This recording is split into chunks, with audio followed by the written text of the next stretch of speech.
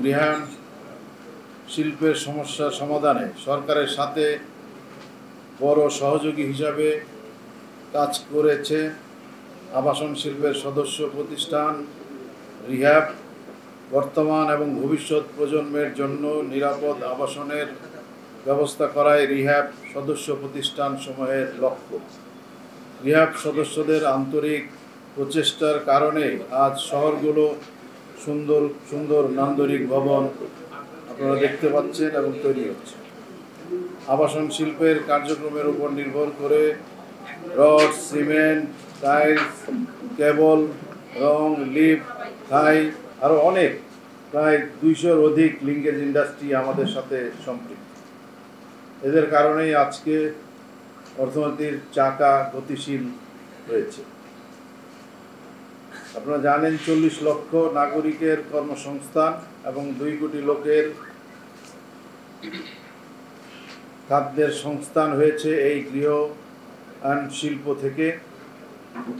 জিডিপিতে আবাসন শিল্প সহ সংশ্লিষ্ট লিঙ্কেজ ইন্ডাস্ট্রিজের অবদান প্রায় 15%।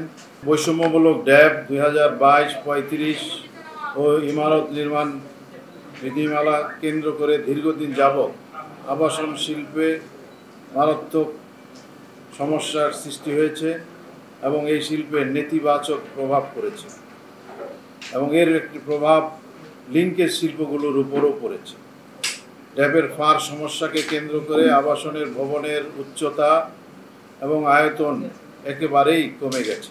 ফলে 2022-2035 সালের জন্য প্রণীত ড্যাব জারি হওয়ার পর থেকে জমির মালিকরা ও ডেভেলপারদেরকে তারা কোনো ভূমিই দিচ্ছেন না এবং ডেভেলপাররাও আগ্রহ প্রকাশ করছেন না।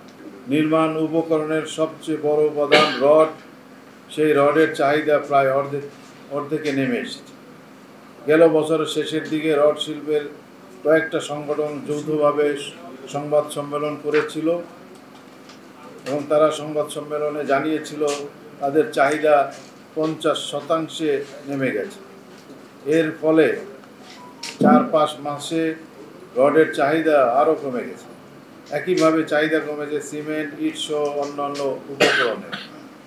চাহিদা কমে যাওয়ার কারণে কিছু কিছু পণ্যের দাম কমিয়ে দিয়েছে সংশ্লিষ্ট লিঙ্কেজ শিল্প প্রতিষ্ঠানগুলো, কিন্তু তারপরেও পরিস্থিতির কোনো পরিবর্তন হয়নি, যার ফলশ্রুতিতে অনেকগুলো লিঙ্কেজ শিল্প প্রতিষ্ঠান তাদের পণ্যের উৎপাদন কমিয়ে দিয়েছে। কোনো কোনো প্রতিষ্ঠান 3 শিফটের উৎপাদন 2 শিফটে নামিয়ে এনেছে, আবার কেউ সেটাকে 1 শিফটে নামিয়ে এনেছে। উৎপাদন কমানোর কারণে স্বাভাবিকভাবেই কর্মসংস্থান সংকুচিত হয়ে পড়েছে, অনেক লোকবলও ছাঁটাই হচ্ছে।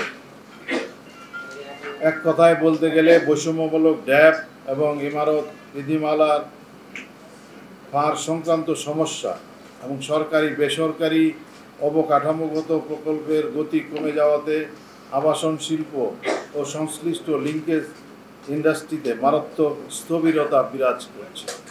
বিগত স্বৈরাচারী সরকারের মদতপুষ্ট একটি স্বার্থান্বেষী মহলকে খুশি করতে কতিপয় অসাধু কর্মকর্তা একটি সুন্দর ও সময় উপযোগী ঢাকা মহানগর ইমারত নির্মাণ বিধিমালা 2008-কে উপেক্ষা করে এবং মাস্টার প্ল্যান 2010-কে অন্যায়ভাবে রহিত করে 2008-এর ফারের যে মান ছিল সেটাকে কমিয়ে দিয়েছে। সৃষ্টি করা হয়েছে নগরবাসীর মধ্যে ভবন নির্মাণের ক্ষেত্রে চরম বৈষম্য। এরপর থেকেই আমাদের প্রিয় রাজধানী সহ বড় শহরগুলোতে উন্নয়নের ধস নেমেছে। আমরা চাই একটি বাস্তবধর্মী, জনবান্ধব ও ব্যবসা বান্ধব বাজেট, যাতে বর্তমান অন্তর্বর্তীকালীন সরকার জনগণকে উপহার দেন। বিনিয়োগ বৃদ্ধি, কর্মসংস্থানের সুযোগ তৈরিতে বাজেট যাতে ভূমিকা রাখতে পারে সেদিকে সরকারকে নজর দিতে হবে। অর্থনীতিতে গতিশীলতা আনার জন্য অবশ্যই আবাসন শিল্প সংশ্লিষ্ট লিঙ্কেজ ইন্ডাস্ট্রির স্থবিরতা হতে অতি দ্রুত উত্তরণ ঘটাতে হবে।